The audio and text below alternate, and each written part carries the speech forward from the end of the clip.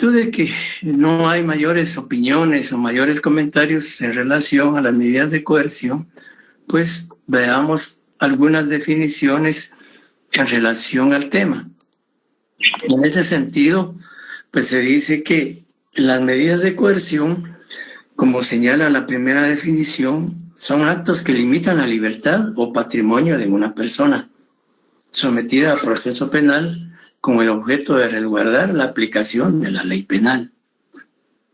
Y básicamente en esta primera definición, el enfoque que se le da a las medidas de coerción es precisamente lo que yo decía al inicio de la clase, que limitan, restringen los derechos individuales de una persona.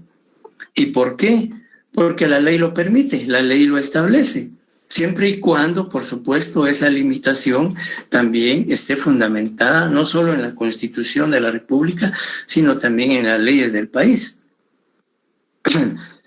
Y definitivamente es un acto que, digamos, la emite un órgano jurisdiccional, es una decisión, es una resolución que un juez, en este juez, el juez decreta o el juez autoriza. Y, por supuesto, estas medidas de coerción únicamente son aplicables a las personas que están sometidas o están siendo procesadas penalmente. Por eso se dice aquí que limitan la libertad. Por supuesto, por ejemplo, si una persona a quien se le atribuye la comisión de un hecho delictivo y luego de la investigación el Ministerio Público determina que pudo haber participado en el hecho delictivo, solicitará al juez la orden de detención. El juez analizará con los medios de investigación que le presente el Ministerio Público en la audiencia respectiva, determinará si procede o no procede la detención. Si el juez estima que la detención es procedente porque los medios de investigación con que cuenta el Ministerio Público para respaldar o fundamentar su requerimiento es viable que el juez autorice la detención, pues el juez emitirá la orden respectiva.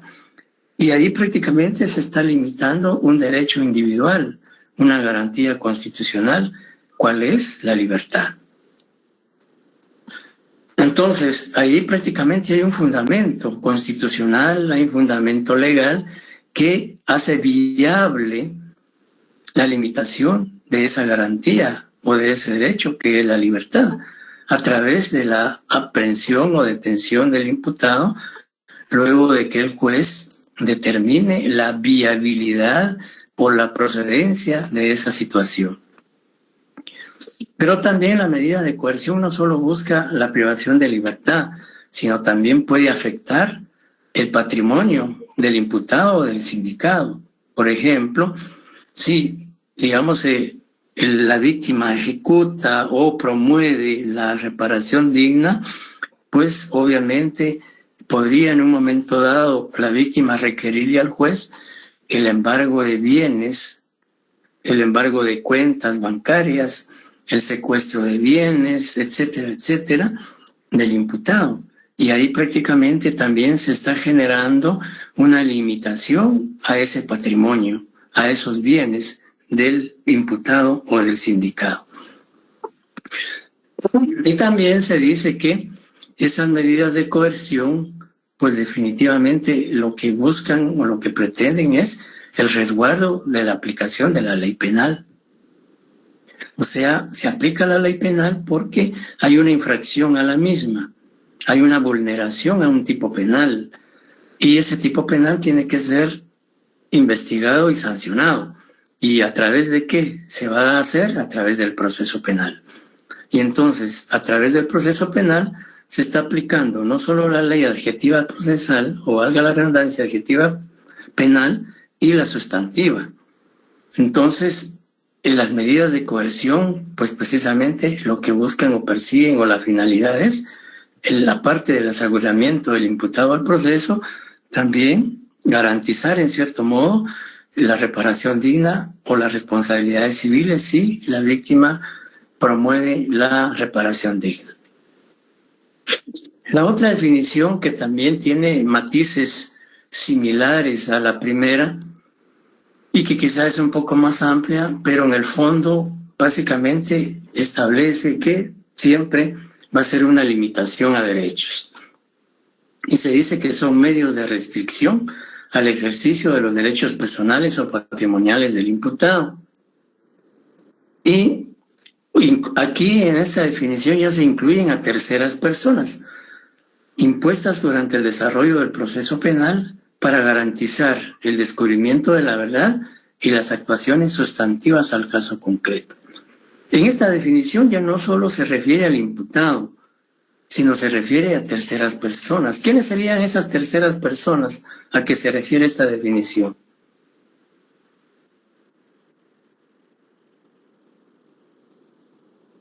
Kelly.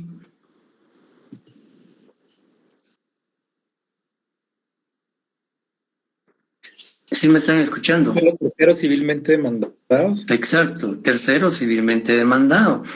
Porque si el tercero civilmente demandado es llamado al proceso penal y se le embargan bienes, pues ahí se está afectando el patrimonio de un tercero que no tuvo ninguna responsabilidad penal, pero por ser, digamos, tener alguna vinculación con el imputado, pues es llamado al proceso para responder, valga la redundancia, en relación a las responsabilidades civiles.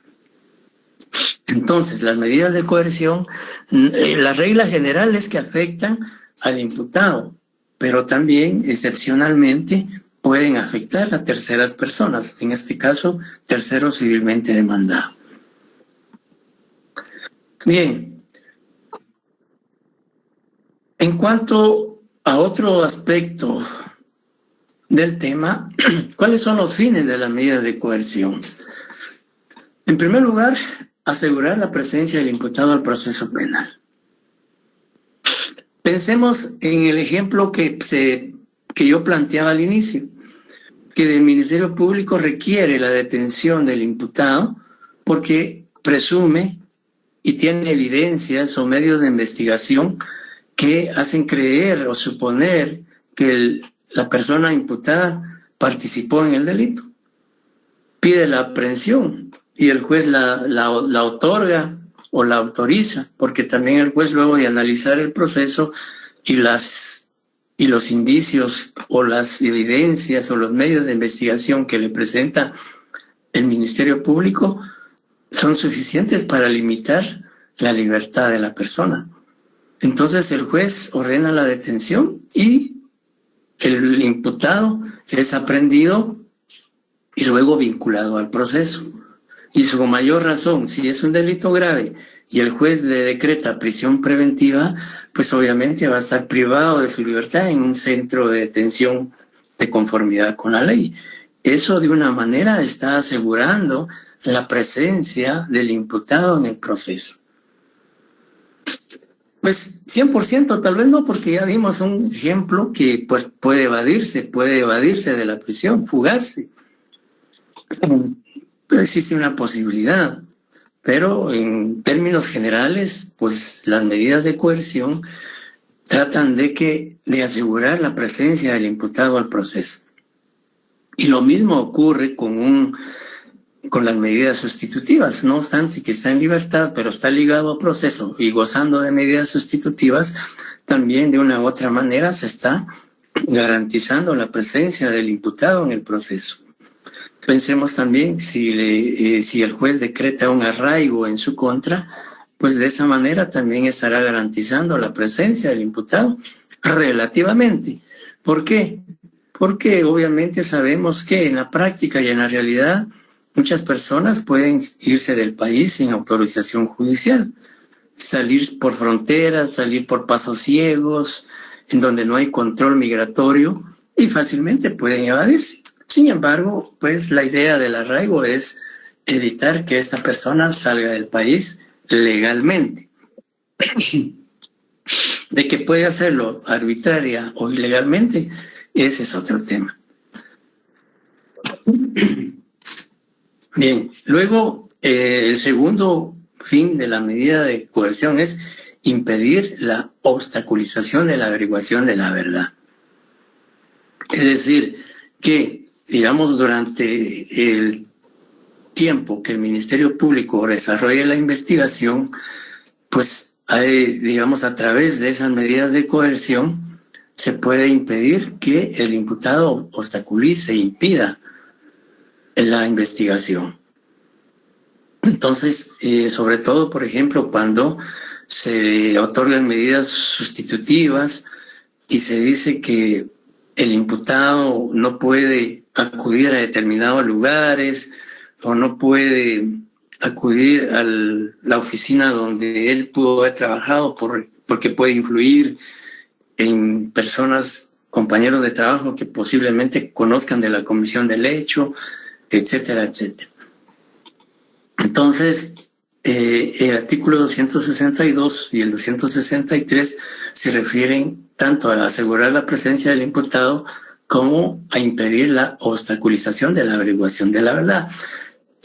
Impedir la obstaculización de la averiguación implica que el imputado en cualquier momento podría impedir la averiguación de la verdad, amenazando a la víctima, amenazando a testigos, sustrayendo documentos, intimidando a peritos técnicos, etcétera, etcétera. O sea, eso puede darse dentro del proceso penal. Y en la práctica, pues tenemos varios casos en los cuales testigos que no están protegidos, pues a veces han sido, no, en algunos casos han sido asesinados, víctimas igual, o han tenido que irse del país por temor a alguna represalia, amenaza, etcétera, etcétera. Y luego dice vincular al imputado al proceso penal y asegurar su posible participación.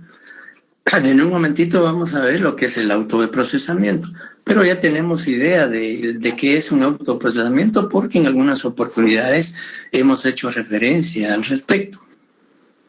Y el auto de procesamiento, pues vincular al imputado al proceso es a través de una resolución judicial. Es decir, que el juez, luego de recibir la declaración del imputado, si estima que hay motivos suficientes para vincularlo al proceso, emite un auto de procesamiento, una resolución judicial, y a través de esa resolución judicial vincula al proceso al imputado. Y eso de una u otra manera garantiza, en cierto modo, su presencia también en el proceso. Como les decía, esto tampoco es una garantía 100%, porque el imputado puede sustraerse de la justicia, irse del país, ocultarse, etcétera, etcétera. ¿Preguntas hasta el momento?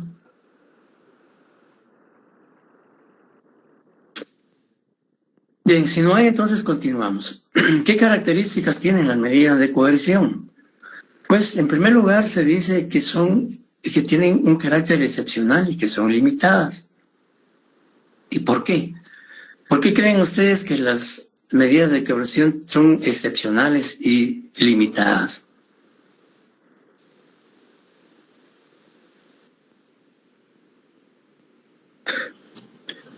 Porque restringen las garantías establecidas en la Constitución Política de la República.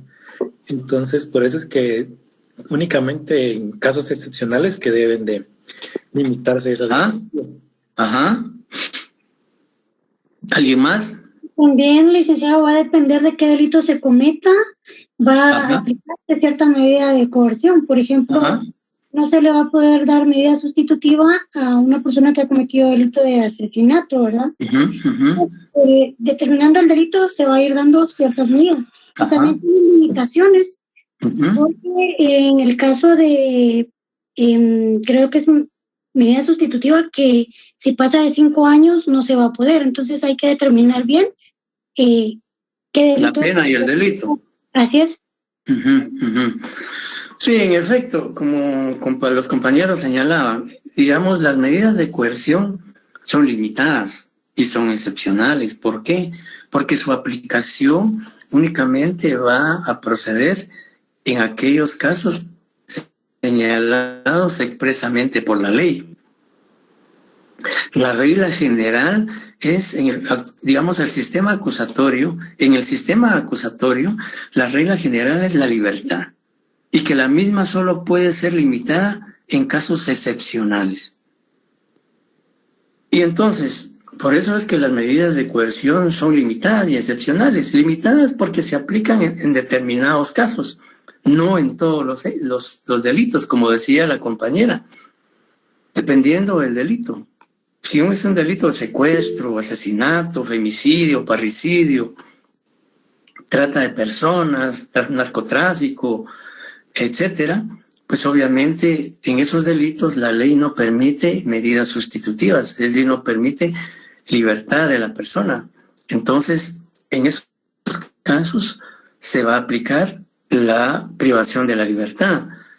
Y si hacemos una comparación con todos los demás delitos del Código Penal, vamos a determinar que en la mayoría de hechos punibles no se restringe la libertad. Solo en aquellos casos que establece el artículo 264 y los artículos de las leyes penales especiales conexas, como la ley de narcoactividad, la ley contra la delincuencia organizada, la ley de femicidio, violencia contra la mujer, etcétera, etcétera. Otras leyes especiales que regulan delitos que no tienen medida sustitutiva. Y excepcional, pues definitivamente, porque en casos especiales, en casos determinados, establecidos en la ley, es que se va a aplicar una medida de coerción. Es decir, que la medida de coerción es, podríamos decir, es la excepción. La regla general es la libertad. La excepción es la privación de libertad. Es decir, que se da prioridad al principio del proceso penal de favor libertatis. También se dice que es un medio para asegurar el logro de otros fines. Por supuesto, que a través de una medida de coerción se va a obtener el resultado digamos, que se persigue, que se busca en el proceso penal. ¿Qué es, digamos, cuáles serían? Es decir, que a través de una medida de coerción se va a asegurar, se va a lograr la obtención de los fines del proceso penal.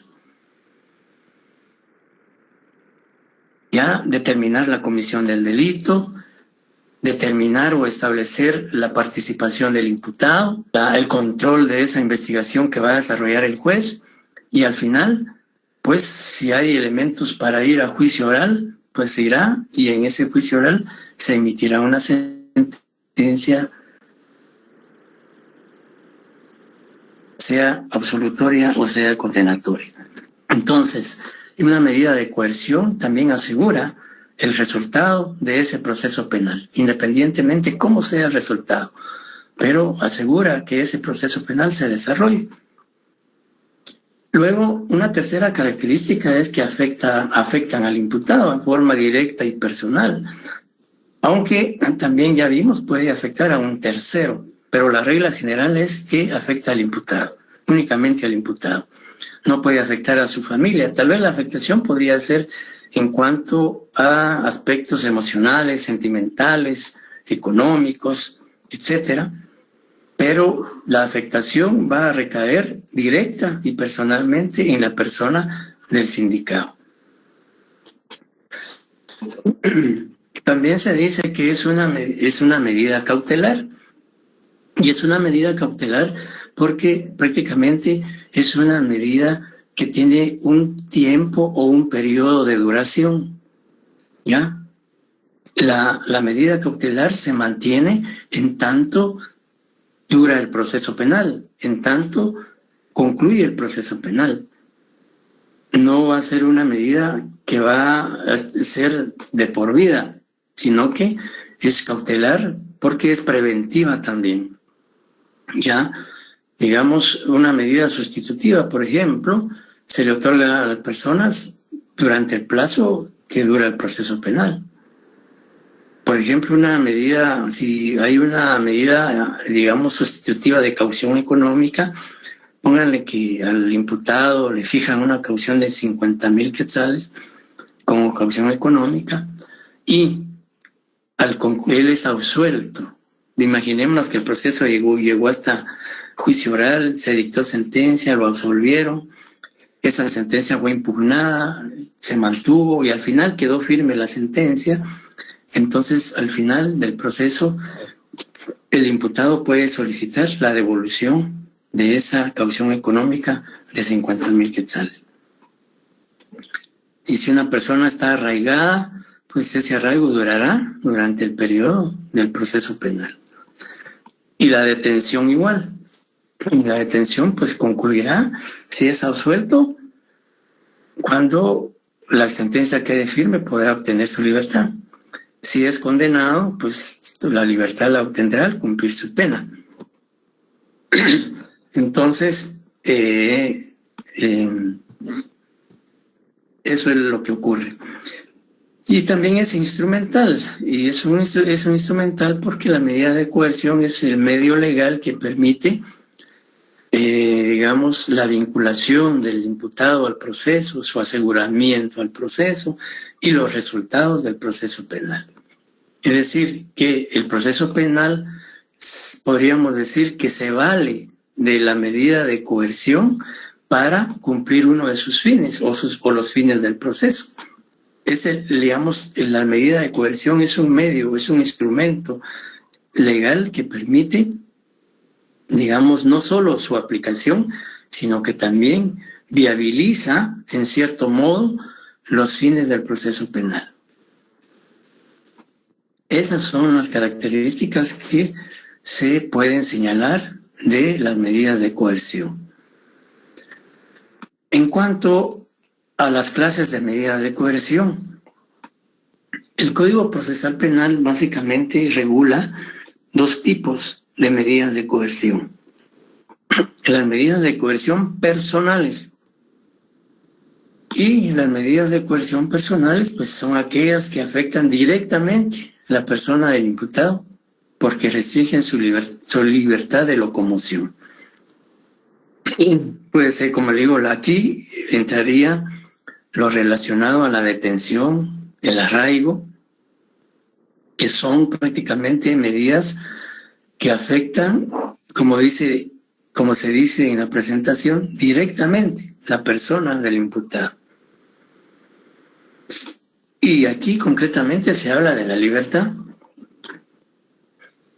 Entonces, y podría pensarse no solo en la libertad, pues decíamos la libertad con la prisión o con el arraigo, aunque el arraigo pues permite cierta movilidad. Lo que prohíbe el arraigo es salir del país sin autorización judicial.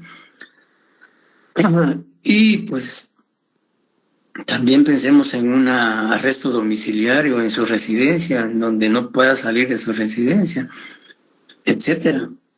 Entonces, personales se llaman personales porque recaen o afectan exclusivamente la persona del imputado. Y luego también más adelante vamos a ver las medidas de coerción reales o patrimoniales. Antes tenemos que ver dentro de las medidas de coerción personales también encontramos algunas medidas especiales, a quienes en la doctrina se les llama provisionalísimas. Es decir, que quede claro que dentro de las medidas de coerción personales encontramos las medidas personales provisionalísimas, que son, podríamos decir, de corta duración, que son breves, procesalmente hablando. Entonces, provisionalísimas, ¿cuáles son? Dice, son medidas de coerción muy limitadas en el tiempo. Limitadas en el tiempo porque su duración es muy breve. Es decir, no pueden prolongarse en el tiempo. Tienen por objeto la presentación del imputado o de otras personas al proceso penal. Y dentro de las provisionalísimas encontramos la citación. Ya hemos hablado respecto a la citación. Sin embargo, quizá no hemos tenido una definición muy práctica o muy sencilla de lo que es una citación. Y su regulación la encontramos, ya hemos visto en el artículo 12 y el 32, que habla de los requisitos. Aquí hemos señalado una abreviatura como Constitución de la República, y también encontramos su fundamento a partir del artículo 173 al 176 y 255 del Código Procesal Penal. ¿Y qué es una citación? Todos tenemos una idea de qué es una citación y todos hemos escuchado más de una oportunidad sobre el tema. Y sin embargo, se dice que la citación es la comunicación o convocatoria imperativa que el fiscal, juez o tribunal hace a una persona para que comparezca ante él en día, hora y lugar para la práctica de cierto acto, diligencia o notificación. Y ya vimos que la citación es obligatoria, que una persona que está citada de conformidad con la ley tiene la obligación de comparecer ante la autoridad que lo está requiriendo, salvo causas justificadas por las cuales no pueda comparecer, pero tendrá que acreditarlo o tendrá que probarlo ante el juez, el fiscal o el tribunal. ¿Estamos claros? Bien, luego encontramos la conducción. La conducción también la encontramos en el artículo 173 y 175. Y la conducción básicamente es digamos, si el citado no comparece voluntariamente ante la autoridad que lo requirió y no justifica su incomparecencia, puede entonces ser conducido por la fuerza pública, es decir, por la Policía Nacional. Y como decimos en la presentación, la conducción es el acto por el cual la persona debidamente citada es llevada por la fuerza pública ante la autoridad o funcionario que la citó, debido a su incomparecencia injustificada.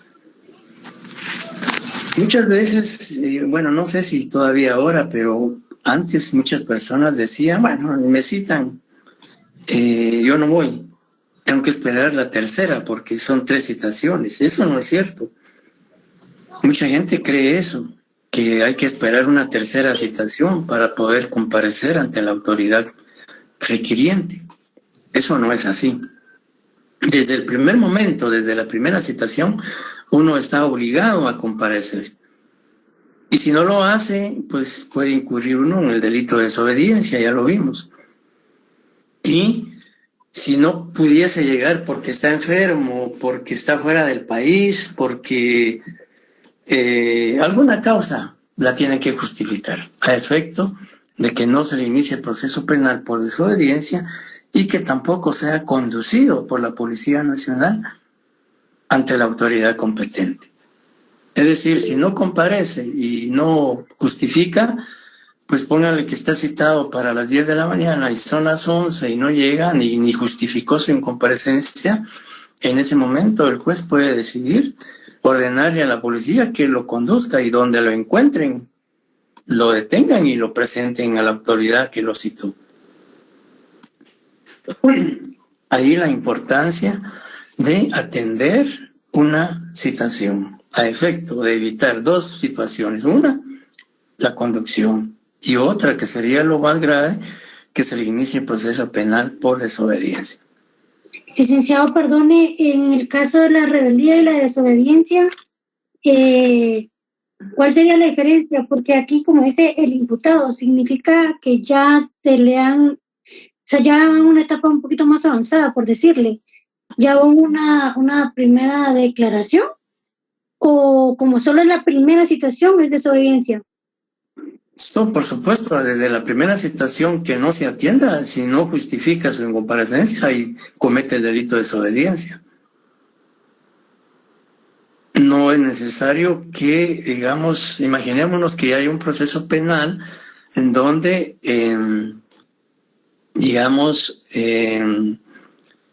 necesaria la presencia de un testigo o de la víctima o del propio imputado y no comparece. Si el imputado es citado, aquí cambia la situación porque ahí sí no atiende la citación, pues podría pedirse su rebeldía, ¿verdad? Como se establece en la ley. Si es un testigo, perito o víctima, pues entonces podría ya iniciársele un proceso, aparte de la conducción. Si no es sabido o localizado, pues ya tendría que iniciarse entonces un proceso penal por desobediencia. No sé si le entendí la pregunta. Licenciado, ¿Sí? Bueno, mire, yo creo que la compañera lo que decía es cuál es la diferencia entre el delito de desobediencia y el delito de rebeldía. ¿Cuándo se aplica desobediencia? No, es que delito de rebeldía no existe. La rebeldía la rebeldía es un estado procesal que la ley establece porque el imputado incurrió en los supuestos que establece la ley, el artículo 79. En tanto, la desobediencia sí está tipificada como delito. Un compañero señalaba ahí el artículo 420 y que también está regulado en el artículo 414. Entonces, delito de rebeldía no hay. La rebeldía es una actitud procesal que asume el procesado al no atender una citación o a fugarse del centro de prisión donde está, o por no indicarle al tribunal un cambio de dirección de su residencia. ¿Ya? O sea, que se declara Entonces, rebelde. por eso es que se declara rebelde. Y una vez declarado rebelde, sí se debe decretar su aprehensión. Ahora sí, licenciado, muchas gracias, muy amable. Nada. Bien, entonces estamos luego con la presentación espontánea. La presentación espontánea está regulada en el artículo 87 y 254 del Código Procesal Penal. ¿Y qué es la presentación espontánea?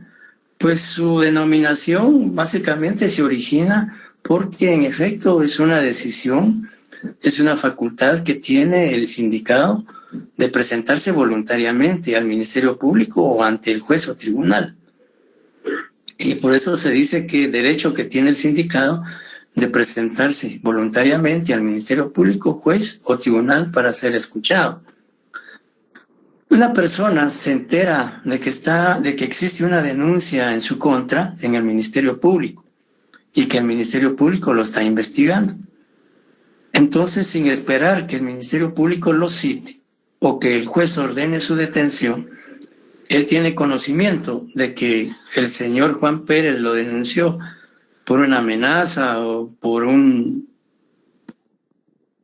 delito X, pues entonces él acude o se presenta al Ministerio Público a indagar o a cerciorarse si en efecto hay una denuncia en su contra. Por un lado, y por otro, a tener conocimiento de los pormenores que existan dentro de esa investigación. Digamos, quién lo está denunciando, si es que no sabe por qué delito lo están denunciando, etcétera, etcétera. Entonces, la presentación espontánea también es una medida, digamos, de coerción personal provisionalísima. Luego encontramos también la retención. Perdonen, pero un poco afónico. No sé si me escuchan bien. Sí, licenciado. Fuerte y claro. Gracias. Decía, la retención. La retención está normada en el artículo 188, 256, 304 y 319 del Código Procesal Penal. ¿Y qué es la retención o por qué se le denomina retención? Pues sencillamente la retención se llama retención independientemente de lo que se señala en la definición que aparece en la pantalla. La retención se denomina así utilizando un término tan común porque en efecto esta medida de coerción es retener a una persona momentánea o temporalmente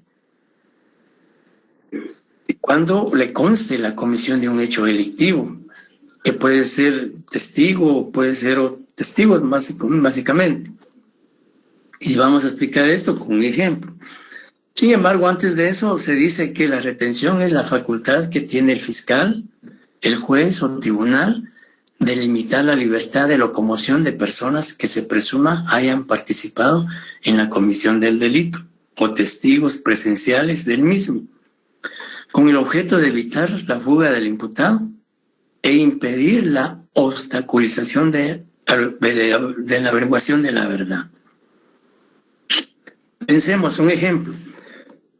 Pensemos en una escena de crimen en la vía pública. En la vía pública una persona triste y lamentablemente, como ocurre en nuestro país, es asesinada o le quitan la vida con arma de fuego, como lamentablemente ocurre. Y fue en vía pública. Y obviamente en vía pública pues hay personas, hay transeúntes. Todos los días vemos en la televisión tristemente casos en donde asesinan a personas en plena vía pública. Y en ejemplo, en ese sentido, les planteaba yo el ejemplo de esa escena de crimen en donde se le da muerte a una persona en la vía pública. Y sobre todo si es un lugar concurrido. Hay varias personas transeúntes y que presencian al victimario y a la víctima. Y se dan, digamos, presencian quién fue la persona que le dio muerte a la otra, cómo iba vestido, si iba en moto o en vehículo, de otro tipo de vehículo, etcétera, etcétera. Entonces imaginemos esa escena de crimen, llega la policía, llega el Ministerio Público a trabajar la escena de crimen, a recolectar los medios de investigación o los indicios que pudieran existir en esa escena de crimen. Y llega el Ministerio Público y encuentra en la escena de crimen no solo el cadáver, sino también varias personas en el lugar. El Ministerio Público podría en ese momento detener, digamos, provisionalmente, en ese momento el Ministerio Público podría, o el juez, digamos, podría en un momento dado decirle a las personas que no se alejen del lugar. Los retiene ahí por un tiempo prudencial. Y la justificación sería que como presenciaron a Olinda, le agradecería si pudiera apagar su micrófono. No sé quién está interfiriendo. Gracias, muchas gracias. Entonces les decía que esta persona, el fiscal podía, digamos, de conformidad con la ley, retener a esas personas que no se retiren de la escena del crimen, porque van a ser entrevistadas en relación al hecho. Entonces pueden retenerlos allí 1, 2, 3, 4 horas, no sé, el tiempo necesario, o pudiera ser menos. ¿Y con qué objeto? Pues sencillamente con el propósito de obtener información, porque ellos presenciaron la comisión del delito. Es decir, pueden preguntarles, miren, ¿usted se percató qué persona fue? Sí, ¿cómo era esa persona? ¿Cómo iba vestida? ¿Venía acompañada o no? Y luego de cometer el hecho, ¿cómo evadió? ¿Cómo se fue? Etcétera. Entonces, eso. Sí, Francisco, diga. Juan Francisco, levantó la mano. Sí me están escuchando, ¿verdad? Sí, licenciado. Bueno, Sí, bueno, les decía entonces que con el objeto de obtener información o también evitar que, digamos, una persona, imaginémonos qué curiosos, como ocurre en las escenas de crimen,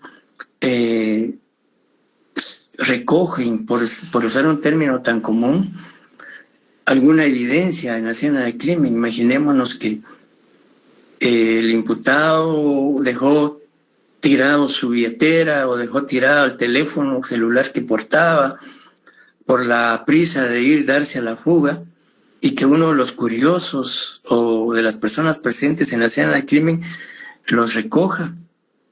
Pues eso también, en un momento dado, el fiscal alguien le puede decir de los curiosos, mire, dejó tirada su billetera y la persona que está ahí lo tiene. Entonces incluso ahí podría, en un momento dado, pedírselo o incluso poder registrarlo si en efecto pudiera tener esos objetos. Ahí se está evitando también la obstaculización de la verdad y la pérdida de evidencias. Entonces, la retención tiene como finalidad eso. O incluso si la víctima iba acompañada de parientes, pues también hay que retener a los parientes en tanto se les entrevista, porque es una información importantísima, porque es una información por utilizar un término tan común, fresca. Es una información reciente que, digamos, está prácticamente latente en la persona que presenció el hecho.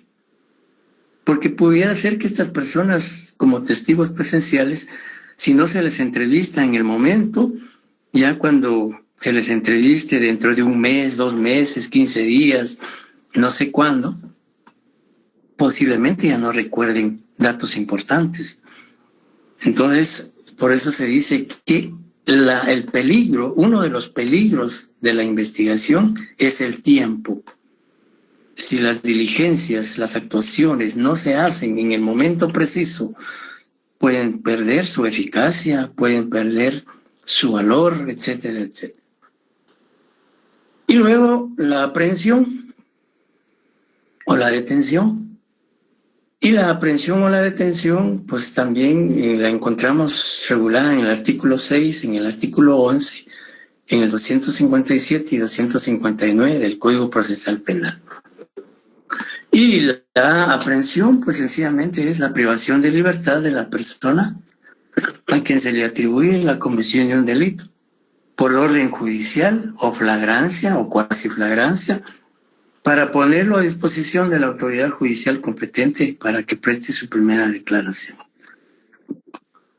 Entonces, decíamos al inicio que el Ministerio Público, al hacer la investigación, recolecta medios de investigación. Imaginémonos en el ejemplo que yo les estaba poniendo hace un momentito, en la escena de crimen. En la escena de crimen, el Ministerio Público logró entrevistar a 2 testigos presenciales. Y los testigos presenciales le dijeron, miren, la persona que le dio muerte a la víctima tenía tales características, estaba vestido tal, etcétera, etcétera. Y la policía inmediatamente realiza un recorrido, un patrullaje en el sector y logra identificarlos con las características que dieron los testigos y los detiene. Entonces ahí prácticamente ahí hay una detención, tal vez no, en cuasi flagrancia, ¿verdad? Porque se da momentos posteriores a la comisión del delito. O que la policía lo sorprenda cometiendo el hecho delictivo. O, en último caso, que el Ministerio Público, luego de la investigación, logre entrevistar a estos testigos presenciales en la escena de crimen, logre recolectar otros medios de investigación. Y si imaginémonos que en la escena de crimen, como ha ocurrido últimamente, y que ha sido de gran utilidad para la investigación, las cámaras ubicadas en ese sector. Imaginemos que habían cámaras que grabaron todo el momento en que se cometió el hecho, y que luego el Ministerio Público, de obtener esas grabaciones a través de técnicos en escena del crimen, etcétera, logren determinar, identificar al agresor o al victimario, pedirán entonces la orden de aprehensión del imputado y el juez la autoriza. Entonces ya prácticamente ahí se da la detención o la aprehensión del imputado porque existen motivos racionales para eso. ¿Dudas hasta el momento?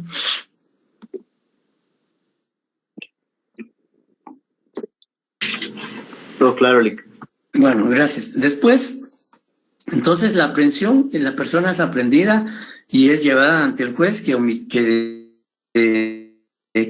emitió la orden, si es que fue por orden judicial, o es llevada al juez de turno si es por flagrancia. ¿Y con qué objeto? De que preste su primera declaración. Ya analizamos en el artículo 81, 82 en adelante lo que es la primera declaración. Sin embargo,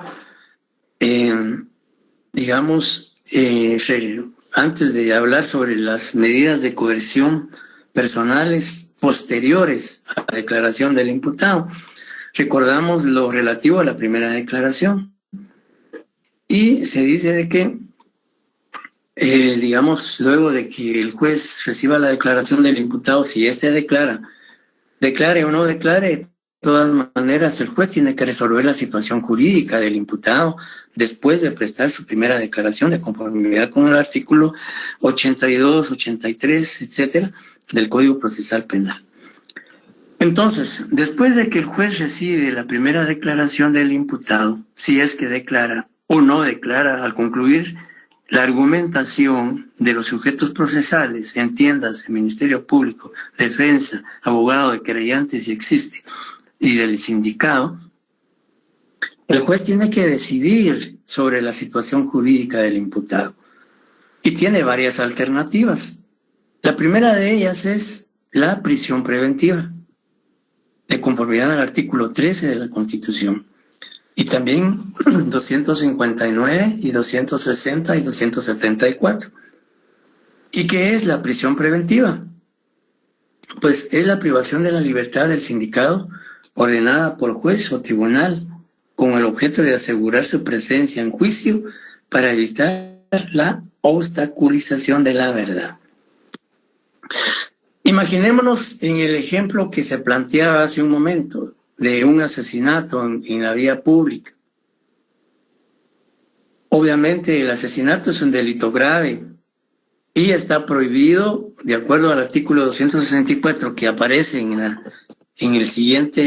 siguiente literal, en donde el asesinato se prohíbe que se pueda otorgar medida sustitutiva al imputado.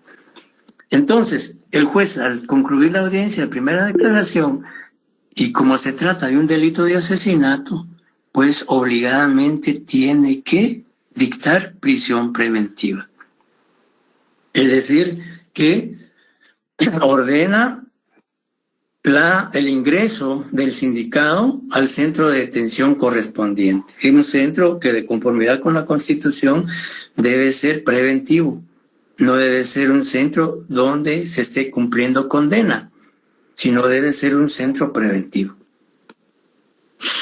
En tanto se desarrolla el proceso penal. Y si el delito por el cual el imputado está siendo procesado es un delito por lesiones leves, por ejemplo, o es un delito por amenazas, o es un delito por, estafa, o qué sé yo, un delito que no está prohibido o limitado para que sea susceptible de otorgamiento de medida sustitutiva, entonces el juez puede, al concluir la audiencia o la primera declaración, no ordenar la prisión, sino otorgarle medidas sustitutivas. ¿Y qué son? ¿Por qué se llaman medidas sustitutivas?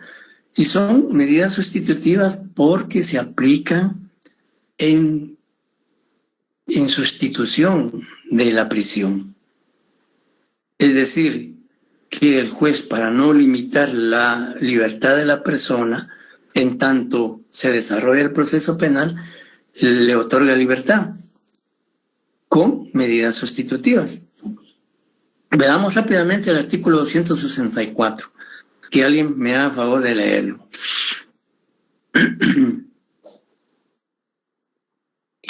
Sustitución. Siempre que el peligro de fuga o de obstaculización para la averiguación de la verdad pueda ser razonablemente evitando por aplicación de otra medida menos grave para el imputado, el juez o tribunal competente de oficio podrá imponerle alguna o varias medidas de las medidas siguientes. Número 1, el arresto domiciliario en su propio domicilio o residencia o en custodia de otra persona, sin vigilancia alguna o con la que el tribunal disponga.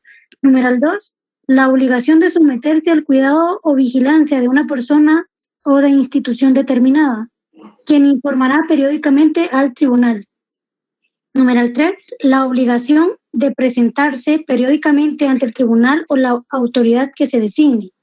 Número 4, la prohibición de salir sin autorización del país, la localidad en la cual reside o del ámbito territorial que fije el tribunal. Si dejemos ahí y pasamos al penúltimo párrafo, que es lo que me interesa que vean qué delitos no gozan de medida, aparte de los que señalan otras leyes especiales penales.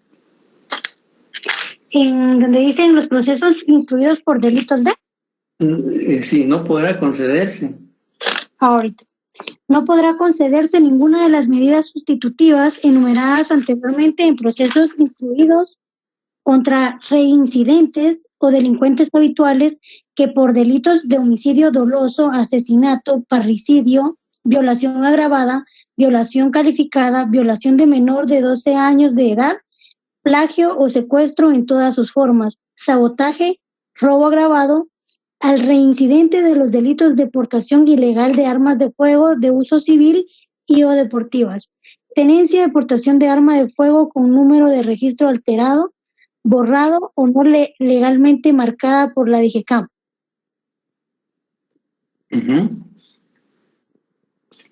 Y ¿Sí? también, sí, por favor, la última partecita. También muy bien. También quedan excluidos de medidas sustitutivas los delitos comprendidos en el capítulo 7 del decreto 48-92 del Congreso de la República, Ley contra la Narcoactividad. Ajá, gracias. Gracias. Ahí en el artículo, en ese párrafo que la compañera nos hizo a favor de leer, expresamente señala el código que delitos no pueden ser susceptibles de medida sustitutiva. Y también hay otras leyes que regulan prohibición de otorgar medidas sustitutivas en la ley contra la delincuencia organizada, por ejemplo. La ley de, aunque se discute mucho, que la ley de femicidio, en algunos casos ahí la ley expresamente no señala, y por eso es que en algunos casos se otorgan y en otros casos no. Eso dependerá del argumento del Ministerio Público y la decisión del juez. Entonces, las medidas sustitutivas son menos gravosas para el imputado y de acuerdo al sistema acusatorio ya señalamos que la libertad debe ser la regla general y la prisión la excepción. Entonces, la ley, para evitar que la libertad sea restringida, digamos, en todos los casos, pues en su defecto se aplican las medidas sustitutivas. Licenciado, perdón una pregunta. En el caso de que una persona esté gozando de una medida sustitutiva y se le da, creo yo que un plazo, ¿verdad? Si durante ese plazo él vuelve o comete otro delito, ahí sí pierde ese derecho de la medida sustitutiva. Va a tener... Le pueden revocar las medidas y si el nuevo delito que cometió es grave y no permite las medidas, pues ingresará a prisión. Gracias, Lic. Y él está gozando de medidas sustitutivas, pero imaginémonos que él no respeta las medidas sustitutivas. Por ejemplo, pensemos que está gozando de arresto domiciliario, como ha ocurrido en algunos casos. y pues evade esa medida y no respeta el arresto domiciliario, sino sale de su domicilio o residencia, va al interior de la República, etcétera, etcétera, pues se le puede revocar esa medida y a no gozar de la misma. ¿Ya? Y digamos, obviamente ahí estaría cometiendo él un delito que debe ser procesado también por eso. Sí, Sandra, Elizabeth. Nick, una pregunta. ¿Las medidas tienen, por ejemplo, 1 año, 2 años que les dan? Por eso decía que las medidas de coerción tienen una duración durante el proceso penal, en tanto sé lo que tarde un proceso penal. Yo le preguntaba porque, por ejemplo, con los adolescentes se les daban medidas así, por ejemplo, libertad asistida, 2 años. Ajá. Pero como dice la compañera, si él comete una infracción y se vuelve, o un delito, y lo vuelven a tener sancionado, ¿verdad? Uh-huh. Entonces, tiene que cumplir la falta que cometió, el delito que causó, se le da su sanción, pongámosle 1 año, 2 años, uh-huh. Saliendo nuevamente de la prisión o del lugar, le dan otra vez ese año que quedó pendiente. Uh-huh. Digamos, por eso me causa duda.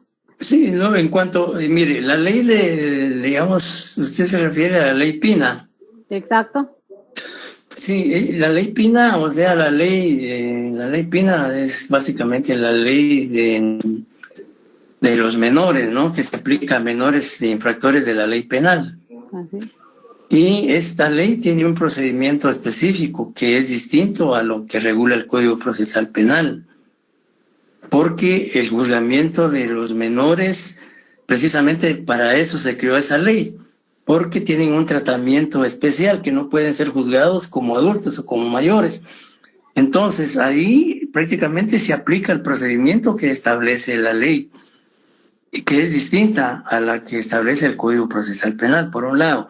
Por otro lado, las medidas sustitutivas, atendiendo a lo que usted pregunta, el plazo, o si tienen un plazo de duración, en el proceso penal las medidas sustitutivas prácticamente se mantienen vigentes en tanto el proceso no concluya. ¿Ya?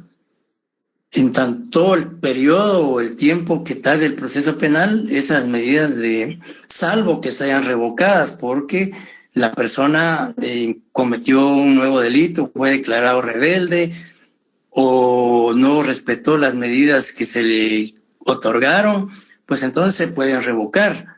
Pero si no se revocan, duran el tiempo que, valga la redundancia, dura el proceso penal. ¿Estamos? Gracias, licenciado. Bien, entonces ahora viene lo que es el auto de procesamiento. Y el auto de procesamiento, más que todo, también como se dice aquí, es una resolución judicial decretada en contra del imputado que vincula el proceso penal y sus consecuencias y resultados. El momento para dictarlo, después de indagada la persona, después de que haya prestado su primera declaración o que se le haya dictado una medida sustitutiva.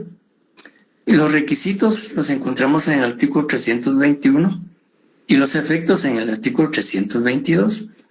Y el autoprocesamiento, decíamos, es una resolución judicial por la cual el juez vincula al proceso o al imputado y también para garantizar su presencia al mismo.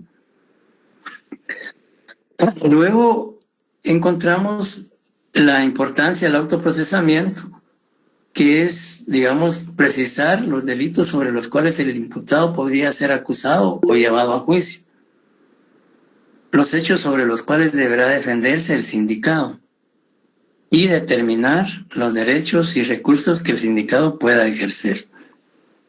Y también aquí, pues aunque ya lo hemos visto, pero es importante recalcarlo o reiterarlo, que también aquí el juez puede otorgar la falta de mérito. que no lo señalamos aquí porque ya lo habíamos señalado anteriormente, pero también es otra opción que tiene el juez de decretar la falta de mérito de acuerdo al artículo 272 del Código Procesal Penal, si después de recibida la declaración del imputado no hay elementos ni para dictarle prisión preventiva, ni para dictarle autoprocesamiento, ni medida sustitutiva. Entonces le emite al juez falta de mérito. Es decir, que la falta de mérito se da o el juez la decreta en ese momento porque no hay elementos suficientes para presumir que el imputado haya cometido el delito. Y lo más importante es que la falta de mérito no cierra el proceso. En ese momento el detenido no fue vinculado a proceso, ni fue privado de libertad, ni se le otorgó medida sustitutiva. Y el proceso continúa su desarrollo. Puede ser que más adelante el Ministerio Público recabe nuevos medios de investigación que vinculen al imputado y vuelva a ser detenido, y ya con nuevos elementos o nuevas evidencias puede ser vinculado al proceso o puede ser privado de libertad. O sea, el autoprocesamiento, es decir, la falta de mérito no cierra el proceso, sino en ese momento no habían elementos para vincularlo o privarlo de libertad.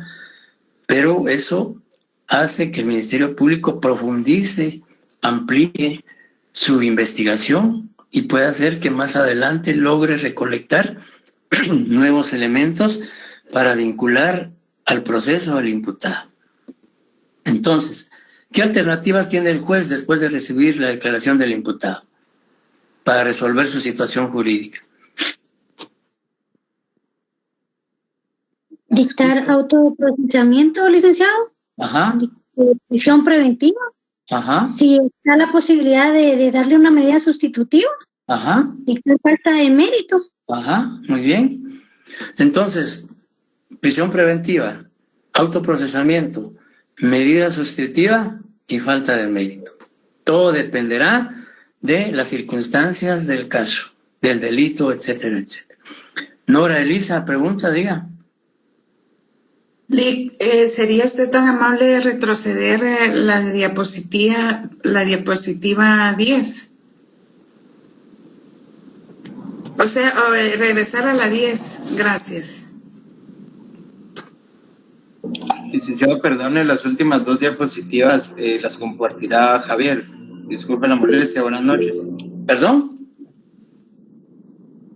Las últimas 2 diapositivas las compartirá Javier, licenciado. Buenas noches. Sí, se las vamos a pasar mañana para que las comparta.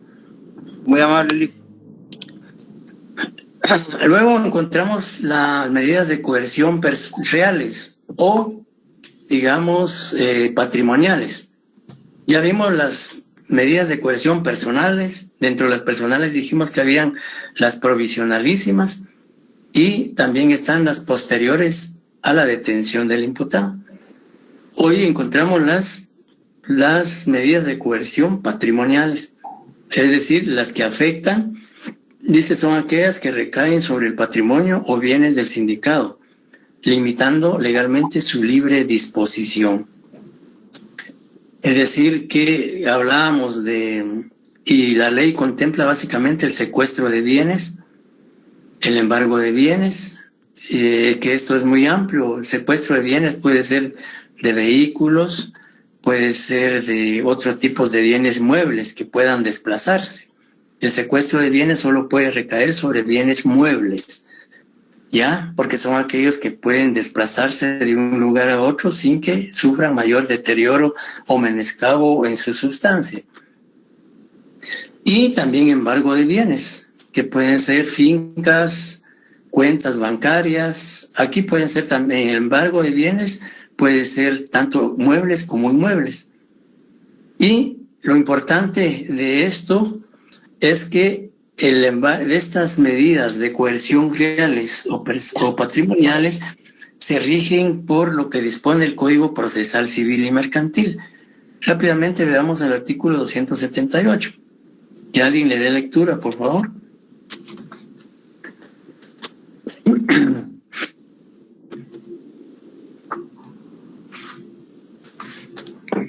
Remisión. El embargo de bienes y las demás medidas de coerción para garantizar la multa o la reparación, sus incidentes, diligencias, ejecución y tercerías se regirán por el Código Procesal Civil y Mercantil. En los delitos promovidos por la Administración Tributaria se aplicará lo prescrito en el artículo 170 del Código Tributario. En estos casos será competente el juez de primera instancia o el tribunal que conoce de ellos. Solo serán recurribles cuando lo admita la mencionada ley y con el efecto que ella prevé. Muy bien, muchas gracias. Bien, entonces, las medidas de coerción, digamos, ¿qué diferencia hay entonces entre las medidas de coerción personales y las medidas de coerción reales o patrimoniales? Las personales, licenciados, recaen en la persona misma. Ajá.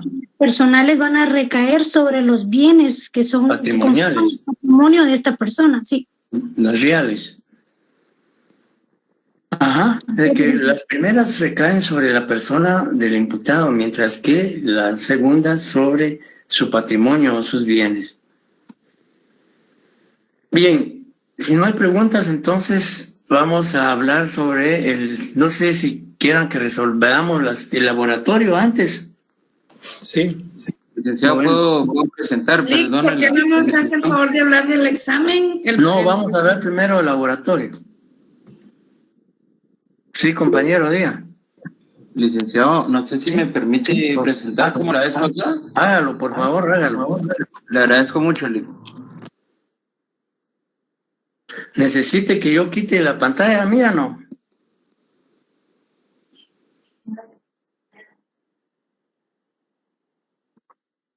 Yo creo que sí, licenciado. Por favor, disculpe. Bueno, entonces voy a salir de la presentación. ¿Y ahorita? Ahora lo voy a colocar, Lick. Ahora lo voy a colocar.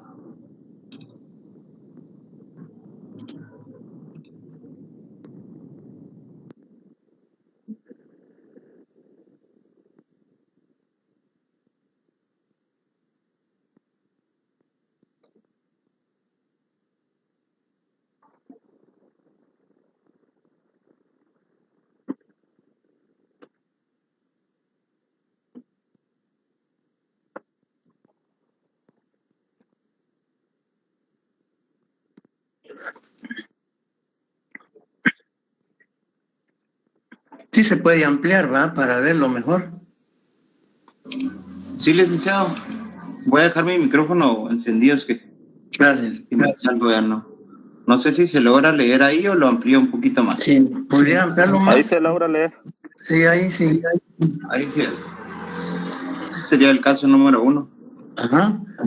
Sí, miren, aquí para resumir el caso y para irnos directamente a las preguntas por tiempo, el primer caso básicamente se refiere a que una persona ejerciendo o teniendo la calidad de alcalde municipal de un municipio, aprovechando su cargo, sustrae fondos y los utiliza en forma personal. Se presenta la denuncia, los vecinos o la comunidad presenta la denuncia al Ministerio Público. El Ministerio Público inicia la investigación y como parte de esa investigación requiere al juez una diligencia de allanamiento o de registro o inspección y registro. Y, digamos, en base a esa denuncia, el fiscal inicia la investigación. Entonces digamos, esa es resumidamente el caso. Entonces, la primera pregunta que se formula dice, ¿es procedente legalmente que el agente fiscal iniciara la investigación contra el alcalde? ¿Cuál es la respuesta? No se va a poder, licenciado, debido a que la persona va a proceder posteriormente a que se declare que hay causa para quitarle el derecho ante juicio al alcalde. ¿Qué piensan los demás? Sí, únicamente también yo iniciaría con que no es procedente porque el artículo 258 de la Constitución Política establece que los alcaldes gozan del derecho a antejuicio. Ajá. Siendo el derecho a antejuicio, que es uno de los obstáculos a la persecución penal establecida en el artículo 293 del Código Procesal. Podría hablar más recio que no se le escucha. Que el artículo 258 de la Constitución Política de la República establece que los alcaldes gozan de derecho a antejuicio. Ajá. Y el derecho a antejuicio es uno de los obstáculos a la persecución penal establecidos en el artículo 293 del Código Procesal Penal. Ajá, ajá. Por lo que previamente deberá solicitarse el retiro de antejuicio a la autoridad competente. Exacto. Entonces ahí prácticamente la respuesta es que no es viable la investigación iniciada por el Ministerio Público, toda vez que el funcionario, como usted decía, goza de antejuicio de conformidad con el artículo 158 constitucional, salvo flagrancia que señala el artículo este. Y además de eso, pues el Código Procesal Penal, la ley de antejuicio, señalan que funcionarios tienen, digamos, gozan de esa prerrogativa. Entonces no es procedente la investigación. Y la segunda, dice, legalmente era viable que el juez autorizara la diligencia de inspección y registro.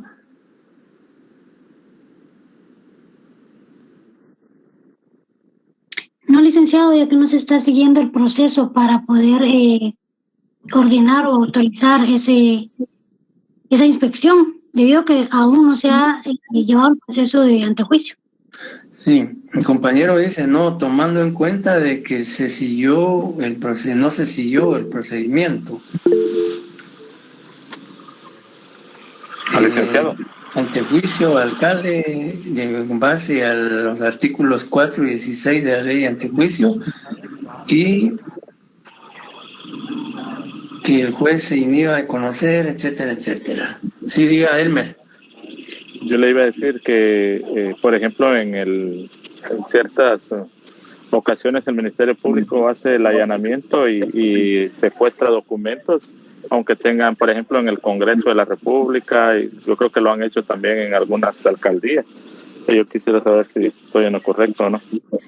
Mire, imagino que, digamos, si han practicado esas diligencias es porque ha habido una autorización judicial, por un lado. Y obviamente al haber una autorización judicial es porque ya se analizó que era procedente. No creo que hagan diligencias de allanamiento sin orden de juez y contra funcionarios que gocen de antejuicio.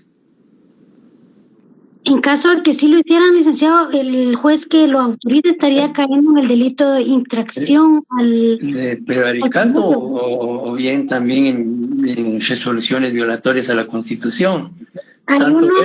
Tanto él como fiscal, ¿no? Licenciado, fíjese que... El de infracción al privilegio. Licenciado. Sí, podría ser. Licenciado, disculpe. El artículo 436 del Código Penal de allanamiento ilegal, ¿cabría dentro de esta respuesta? Sí, podría ser. Aparte de la infracción de privilegio que establece porque él goza de antejuicio. Licenciado, perdone, yo aquí arriba lo coloqué cuando puse lo del antejuicio, abajo lo coloqué así solo como observación que era un allanamiento ilegal por parte de los fiscales. Ajá. Sí, por parte del juez también, que ha autorizado esa diligencia sin que procediera legalmente. Aquí le puse los artículos, el 4, el 16, el que yo consideraba también como la compañera, el 431. Ajá. Y ahí me fui a la respuesta número C. Ajá. Y la respuesta de C dice, como abogado defensor, ¿qué acción legal plantearía para evitar que el proceso penal continúe? Aquí puse interponer un incidente por declinatoria, señalando la falta de competencia del juez de primera instancia penal en narcoactividad y delitos contra el ambiente de conocer dicha causa por lo establecido en la ley de antejuicio. Mira, pero ahí básicamente la respuesta es que se debe plantear un obstáculo a la persecución penal y concretamente el antejuicio. Aquí abajo lo puse. No tanto la declinatoria, porque Ahí básicamente no podría el juez porque goza de antejuicio al funcionario. Entonces ahí la respuesta correcta es que se plantearía un antejuicio como obstáculo a la persecución penal para evitar que el proceso continúe.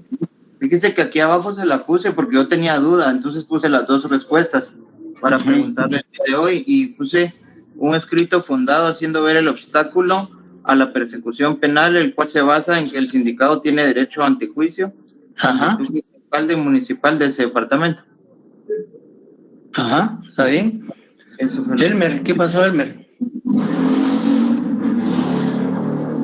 Había dejado la mano levantada, licenciado. Bueno. Gracias, disculpe. Solo para agregar en el inciso B, cuando decía legalmente si era viable, yo también agregué que en el artículo 293 del procesal penal también se establece que con el antejuicio, únicamente en casos donde los actos cuya pérdida de temer o que sean indispensables para fundar la petición de retiro ante juicio, sí procede, digamos, que esas diligencias. Sí, digamos, en el caso en particular, no, ninguno de los dos supuestos se cumple, digamos, por el tipo de delito que se quiere investigar. Exacto. Sí, digamos, lo que la ley permite, el Código Procesal Penal, uno de los párrafos es que se pueda obtener información pero que no revista características penales. No podría ser una investigación administrativa o algo, ¿verdad?, para recabar, digamos, fundamentos o medios que sustenten el antejuicio. Bien, luego dice, digamos, como juez, ¿qué delito tipificaría de acuerdo a los hechos delictivos atribuidos al alcalde? ¿Qué delito cometió el alcalde? Fíjese, licenciado, que yo tengo dos respuestas acá. Yo puse, ninguno, tomando en cuenta que el sindicato goza de derecho ante juicio y no me es posible por mi competencia omitir respuesta alguna. Únicamente proceder conforme a lo que la ley indica en los artículos 4 y 16, que es elevar el expediente sería a la Corte Suprema de Justicia, lo pasan a Corte de Sala de Apelaciones y ahí ellos escogen un juez pesquisidor que va a ser el que deberá tipificar un delito. Pero obviando todo eso, yo puse que era un delito de peculado por sustracción. Licenciado, complementando lo que dice el compañero, el juez pesquisidor no puede encuadrar o tipificar un delito, él solo da un informe y ya el cual, me imagino que sigue un proceso y se lleva ante un juez y el juez va a delimitar, pues conforme a la averiguación ya se limita qué delito es. Pero el juez pesquisidor solo da su informe. Exacto, sí. La ley de antejuicio prohíbe que los jueces no deben, en las diligencias de antejuicio, no deben tipificar delitos, sino que su informe debe circunscribirse si ha lugar o no a formación de causa. Sin embargo, digamos, en el ejemplo, digamos, precisamente porque los pobladores establecen que pudo haber un hecho delictivo y por eso es que plantearon la denuncia y por supuesto para eso es que se va a iniciar el antejuicio. El hecho de que él goce de antejuicio no significa de que se le esté exonerando o que se diga que no hay un hecho delictivo. Concretamente, en la acción asumida por el alcalde, ¿hay o no hay delito? Independientemente que se declare con lugar o sin lugar el antejuicio. Sí, hay delito. Sí, hay delito, licenciado. Yo pienso que es el peculado por uso, el artículo 445 bis. 445 bis, ¿qué dice? Dice, comete delito de peculado por uso el funcionario o empleado público que para fines distintos al servicio establecidos en la administración pública utilice por medio que otro utilice en provecho propio de terceros vehículo o ahí no dice de dinero, ¿verdad? Yo puse el 445 por sustracción. O dice el funcionario o empleado público que sustrajere o consintiere que otro sustraiga dinero. Exacto. O bienes que custodie, perciba, administre o guarde por razón de sus funciones. Sí, más que todo es peculado por sustracción 445. Y El razonamiento de ustedes en cuanto a lo que decían, sí es razón, tienen razón, va la redundancia, de que el juez no puede tipificar al hacer la investigación respectiva. Sin embargo, y tal como se planteó el caso, como les decía, el alcalde, al asumir esa actitud, sí cometió un hecho delictivo, que por supuesto ya cuando se inicia el proceso penal, se declare con lugar el antejuicio y se diga que hay lugar a formación de causa para que sea procesado penalmente, pues ahí es donde ya se le va a tipificar ese delito. Pero la pregunta es, como juez, ¿qué delito tipificaría de acuerdo a los hechos delictivos en un momento dado, ya hablando en el proceso penal? Y como decía, los dos razonamientos me parecieron muy bien. Por un lado, justificando de que el juez no puede tipificar en el trámite de antejuicio, totalmente de acuerdo. Pero ya hablando del proceso penal, sí, quizá lo que hizo falta aquí ya señalar o adicionar ya dentro del proceso penal, ¿verdad? Pero los razonamientos están bien. Licenciada, en un caso vinieron una pregunta similar que diera opción a dos respuestas, ¿no habría problema si uno le coloca las dos respuestas siempre fundamentando el por qué? Por supuesto que no, porque lo que importa es, digamos, razonamiento fundamentado. Y dice, por esta razón, por estas circunstancias, por la otra, por estas circunstancias. Así como en algunos apartados hizo el compañero que está haciendo la presentación, que él, digamos, en algunos casos dio dos respuestas y las dos respuestas debidamente razonadas y justificadas. Bien, perdone, pero usted por criterio va a tomar como buena esa respuesta, tomando los dos... Sí, digamos, siempre y cuando los dos razonamientos estén bien, se toman válidos. Gracias. Y ya en cuanto a artículos, pues ya artículos, entonces ya ustedes, ya ahí hay que poner artículos del Código Penal porque hay ahí prácticamente un delito. Hay que ponerlo en la autoría, hay que consignar también artículos de la Constitución, básicamente que habla el artículo 165 literal H, 258 que hablan del antejuicio, artículos del Código Procesal Penal, también la ley de materia de antejuicio. ¿Perdón? En el caso de la ley de amparo que habla del antejuicio también, y en el caso del auto acordado 1-2013 que se reformó en cuanto a las competencias para conocer casos en materia de antejuicio. Sí. Muy bien. Y también los artículos de la ley en materia de antejuicio, que podríamos decir el 1, el 3, el 4, el 5, el 10, el 12, el 13, el 14, 16. Es una ley pequeña, tiene como 22 artículos, la pueden leer. Ahí está todo el procedimiento de la en materia de antejuicio. Licenciado, el 16 y el 19, licenciado, son bastante importantes para comprender un poco más el proceso y quién debe conocer este Sí, en los artículos 13, 14, 16 está no solo la competencia, sino el procedimiento. Y también el procedimiento cuando es ante el Congreso de la República, etcétera, etcétera. O sea, es una ley que se debe leer porque, como le digo, es una ley que solo tiene 22 artículos. Licenciado, yo aquí le puse, aunado a eso le puse el artículo 8 de la Convención Interamericana de las Garantías Judiciales. Y el de protección judicial también el artículo 25. Exacto. Muy bien, está bien. Luego el segundo caso, quizá para no entretenernos más en el primero, en el segundo caso, vámonos a las respuestas de una vez, donde dice... ¿Es correcta la decisión del juez de rechazar la querella? No, licenciado, porque debía darle un plazo al señor Dionisio para que subsane o cumpla con los requisitos, el cual está en el 302 establecido que serán 3 días. Ahí no dice 3 días. 99, licenciado. Ahí no dice 3 días. Solo haciendo la aclaración que el artículo 302 no habla de 3 días. Pero se puede referir al 399 en el cual indica los plazos. O sea, se puede hacer una conexión, por decirle. ¿Qué dice el 399? Es el de abajo, licenciado. Ahorita le indico interposición. Para ser admisibles, los recursos deberán ser interpuestos en las condiciones de tiempo y modo que determine la ley.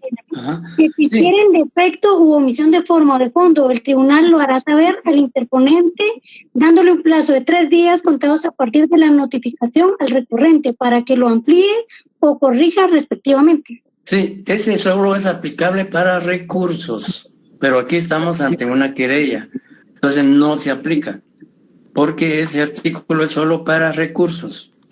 Por eso la ley del 302 no especifica, sino dice plazo razonable y queda a discreción del juez cuánto puede ser ese plazo, que puede ser de 24, 48, 72 horas, 5 días, 8 días, etcétera.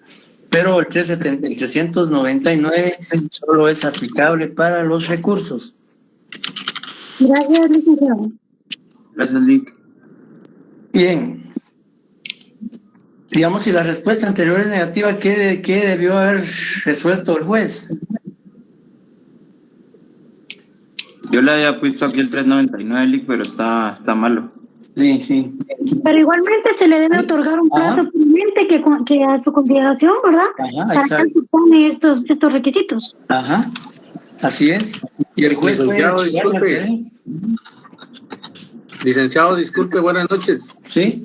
Yo escribí en esta, dice, el juez debió de darle un tiempo prudencial para que complementara los requisitos correspondientes y así dar trámite a la querella presentada. ¿Estará así bien? Así es, está bien. Gracias, Lic. Lic, disculpe, el 475 de inadmisibilidad del Código Procesal, donde indica que debe pagar una multa, ¿cabe también dentro de la respuesta? No, aquí no. En este caso, el artículo 302 no contempla esa sanción.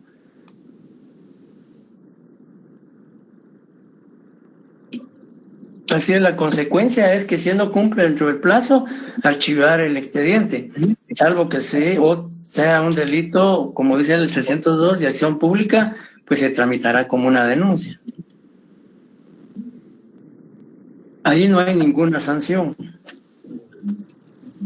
Ok, Lic, gracias. Luego dice, como querellante puede subsanar los requisitos omitidos. Sí, licenciado, para que pueda proceder.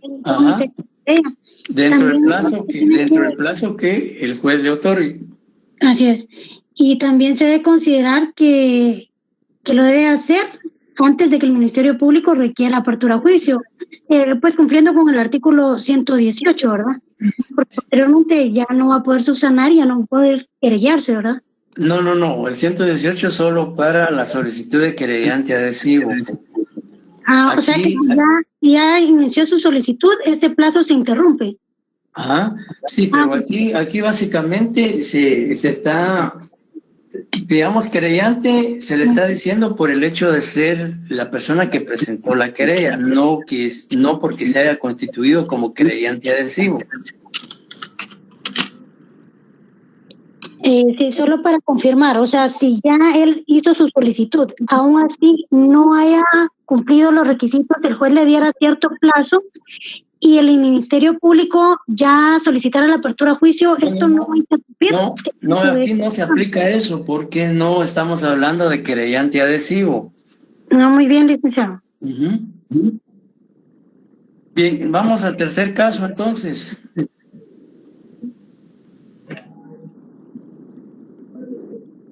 La primera pregunta dice, ¿es legal en el presente caso que el propio imputado realice su defensa? Y yo aquí puse, tiene derecho a defensa material. Sin embargo, en este caso no debe proceder dicha autorización, en virtud que el sindicado puede perjudicar la eficacia de su propia defensa, según el artículo 92. Ajá, muy bien, así está bien. Considerando que no tiene los conocimientos necesarios para su defensa. Razonamiento está muy bien. Ahí sería la B. La B, ¿es correcta la autorización del juez para que el detenido ejerza su propia defensa? ¿Sí o no? No, considerando que el sindicado no tiene los conocimientos necesarios para ejercer su propia defensa. Ok, está bien. Sigamos con la respuesta anterior es negativa. ¿Qué debió haber resuelto el juez? Negarle la solicitud en virtud que podría haberse afectado al intervenir de esa manera en su defensa. Debió nombrarle un defensor de oficio para garantizarle la eficacia de la defensa técnica. Exacto, nombrarle un defensor de oficio, muy bien. Sí. Y digamos, ¿qué ocurre si el imputado no nombra abogado defensor de su confianza? Bueno, ya lo dijimos, ¿verdad? Que se le nombra un defensor de oficio. Yo puse el tribunal le designará uno de oficio antes de que produzca su primera declaración sobre el hecho. Y también le agregué el artículo 8, ¿verdad? Ahí, de las garantías judiciales. Está bien. Sí, me parece muy bien. Entonces, con eso prácticamente concluimos lo del laboratorio. En relación al examen, el examen está programado para el día martes 12 y lo vamos a iniciar a las 19 horas, como dice el calendario. Y prácticamente va a tener una duración de 2 horas el examen. El contenido va a versar sobre el tema a partir del tema de los sujetos procesales hasta el tema de hoy. El contenido, repito, a partir del tema de sujetos procesales hasta el tema de hoy. La modalidad va a ser similar a la del primer parcial.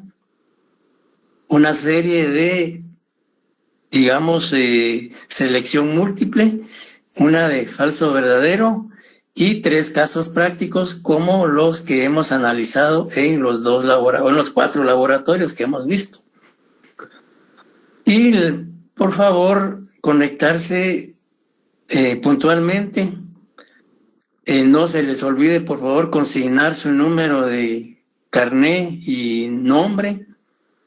Y por favor, cerciórense de que sí, en efecto, remitieron su examen para evitar problemas.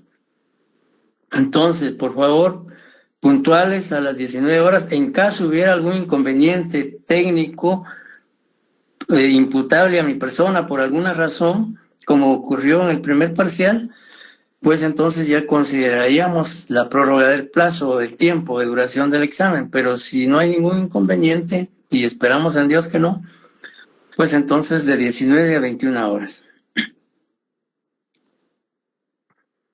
Por Classroom, por supuesto, por la misma plataforma que se hizo el primer parcial. Excelente, Lic. Muchas gracias. Muchas gracias, Lic. Buenas noches, buen descanso y perdonen que nos extendimos, pero era mejor resolver en los laboratorios. Gracias por su Buenas noches, éxitos. Gracias. Feliz noche, licenciado. Buenas noches. Feliz noche, licenciado. Buenas noches.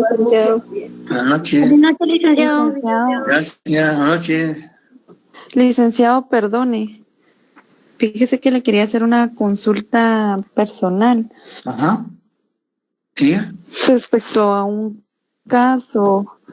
Fíjese que me comentaba que necesitan un abogado que les pueda llevar un caso porque resulta que ahí en el Hospital Roosevelt ingresaron a un muchacho que siempre le hacen un procedimiento, pero él logró llamar a su hermana para decir que le habían colocado mal el catéter en el cuello, entonces lo iban a llevar de emergencia a operación, pero el muchacho falleció. Entonces me comentaban ya presentaron la denuncia. No han presentado porque no saben qué hacer, entonces decían si llamaban a Derechos Humanos o...